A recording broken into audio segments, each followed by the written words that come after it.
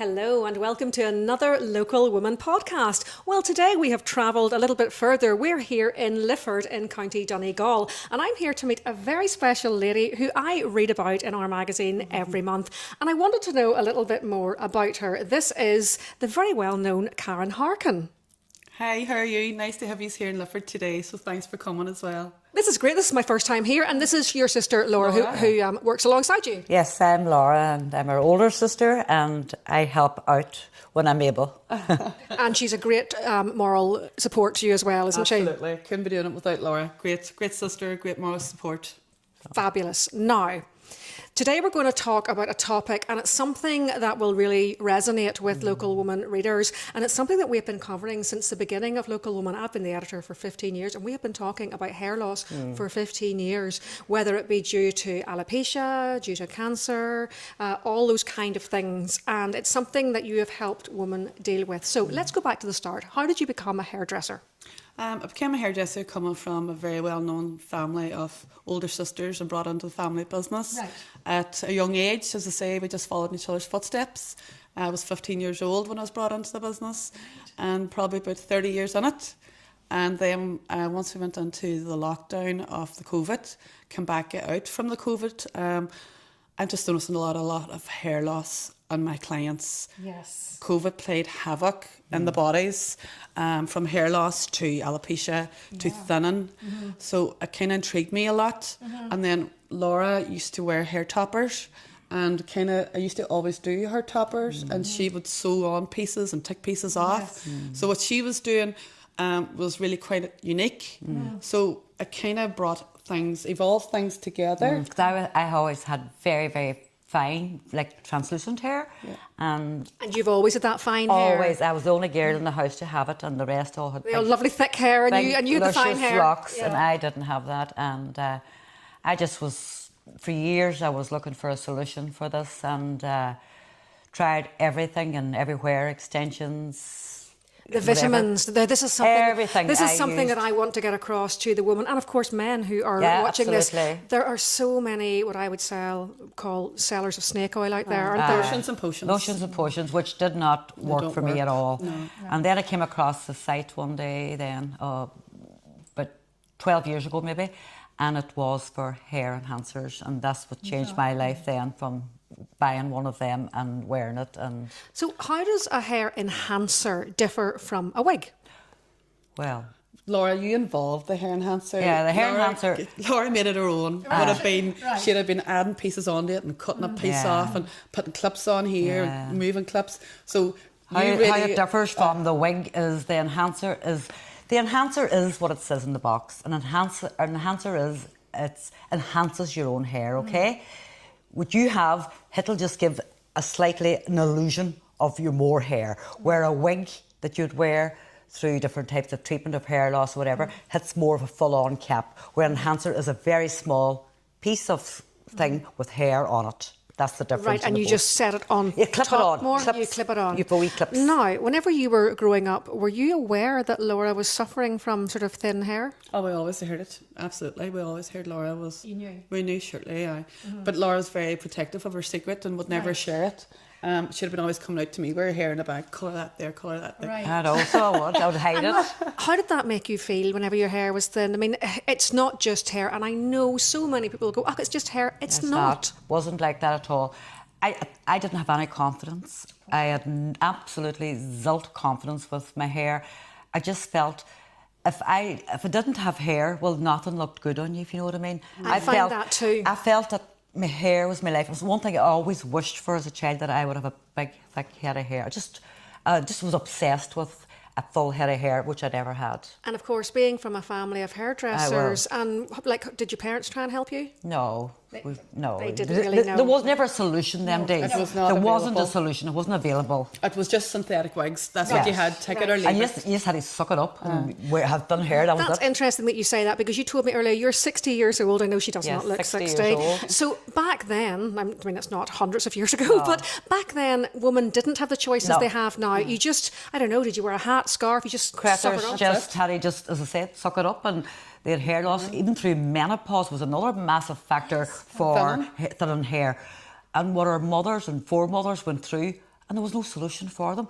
Well, today it's all changed. Yeah. We have that solution now, and the solution is the hair enhancers and the toppers, whatever. The frontal frames, Yeah. we've got, Yes. it's so exciting what we're doing, Yeah. and I just can't shout how proud we all are of it, and the frames and the people that we're helping all over Ireland. Yes. And as I say, being approved as a HSE Republic Ireland vendor, so I'm being Oh, keen. let me just explain what that is. Yeah, okay, for so there's people in different north, rules, yeah. north and south. Yeah. In the north, you don't get anything. No, you No. do. Do you get a grant for a wig? I don't think we do, because I thought they gave you, but it's not a great. it's not a very good. It's It's not not a very good. nice wig. I think yes. So they give you a synthetic wig, but in the south it's different. Tell me about the support that's given. So again, you apply for a vendorship through the HSE out here, which is the Public Health Centre. The NHS, yeah. NHS. So again, I'm very proud to be a vendor for that and be assessed and got it.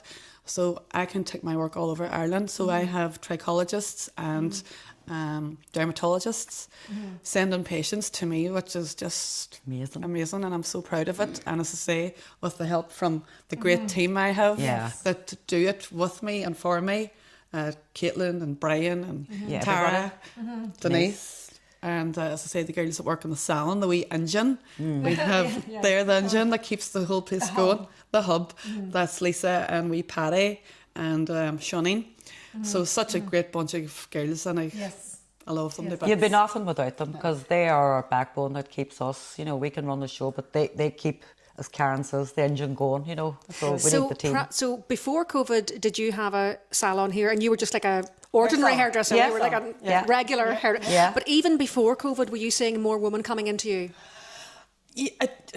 Women still, to me, were quiet about this thing. so, they were quiet This only came out to the Private. forefront. They were private. They weren't. It wasn't even just about privacy.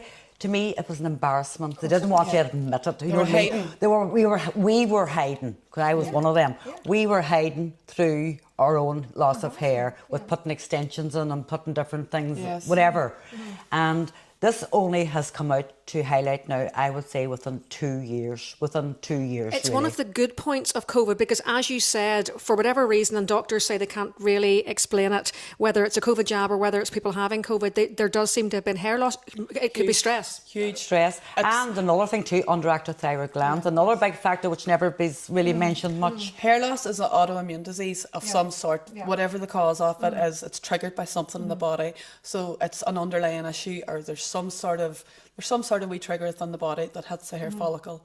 So COVID really accelerated that. Of course. Like an anxiousness in your did. body, you know. And also people were at home as well, and they maybe had time to have a good look as well. You know? And also they couldn't go and get their Get their hair hair done coloured. anymore. Absolutely. So a lot of yeah, women, yes, a because lot of the colour ladies, does- a lot of ladies let their hair grow out to be grey too, which is absolutely beautiful in a Yes, lot of ladies yes. now. So you can get the hair enhancers and the grey colour Yes, too to yes, make it, you know, to yes. enhance the hair. So during COVID, you used that time to sort of look this up. Correct. Again, I got so intrigued by it all and really interested why it was happening.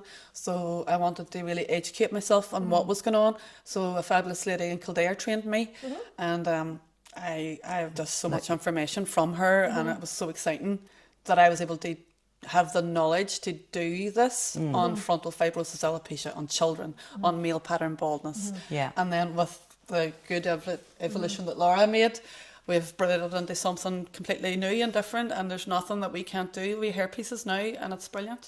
So it was like going back to school. It was. It was. And as I say, it's given me a great motivation from being 45 years old now. She doesn't look it. And hairdressing since I was 15. It's excited me again, and it's bringing me something. A bit of passion back into your life again that you've Yes, it's nice, and I can really feel that, girls. And you said something there, and you probably didn't even realise that. You said it. You said, you know, I just want people to know, almost like you want people to know that it's okay. That it's normalised now. Normalised. As I say, young girls wear extensions down here.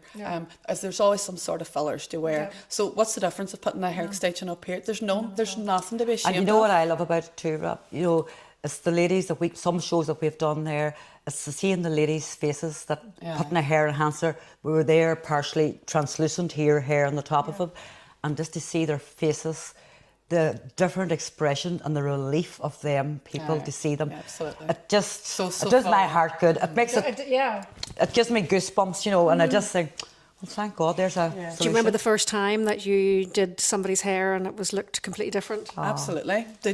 What I would say is something I will never forget, and I've said this so many times. A wee story a girl told me, and again, just a young woman like me, had 3 or 4 children. Micah house moved out, her hair had all fallen out. She had cancer, triple breast cancer, and she had no hair. And she says to me, you know, my health and my life is more important to me than my hair. But when I put my hair on, my children just see their mum and they see their mum healthy. And she says that to me is everything within our household. So I'll take that for me forever. Yeah, that poor woman had been through enough. Everything. And she just wanted to feel like herself again. She just like a wanted mummy. a normal household within her house. She just wanted her kids to have peace. She wanted peace in her house. She didn't want to see tears. So that's going to be something I'll carry through. Yeah. So it's been lovely learning a little bit about you both. So whenever we come back, we're going to talk about the different types of hair loss because there are so many. We've touched on a few. Yes. And I think it would be useful then if people watching this might think, oh, maybe that's what I have. So that's what we'll talk about next time. So thank you both for joining me for this episode. Thank you.